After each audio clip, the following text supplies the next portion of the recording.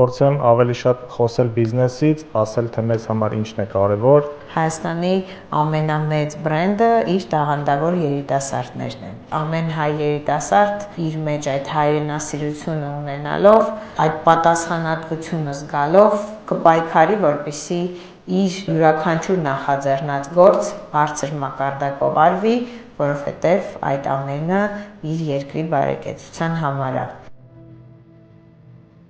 Հայաստանի հիմնական խնդիրներից մեկը կայանում է նրանում, որ պետությունը չի ուզում բիզնեսին տա ճկունություն զարգանալու։ Այստեղ կարևոր է հաշվի առնել, թե քո տնտեսությունը ինչքանով է ինտեգրված աշխարհի տնտեսության մեջ։ Լատինական Ամերիկայի ցուցումները կառավարվել են նավթի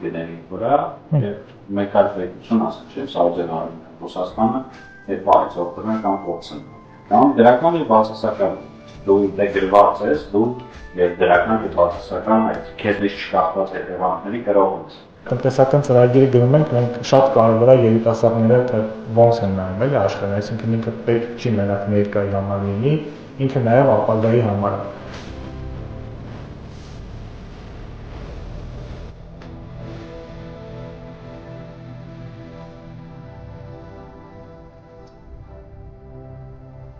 Դուք տեսնում եք բազմաթիվ օրինակներ, երբ գործարարները շատ լուրջ հարցազրույցների են մասնակցում, ներկայացնում են իրենց բիզնեսի առավելությունը,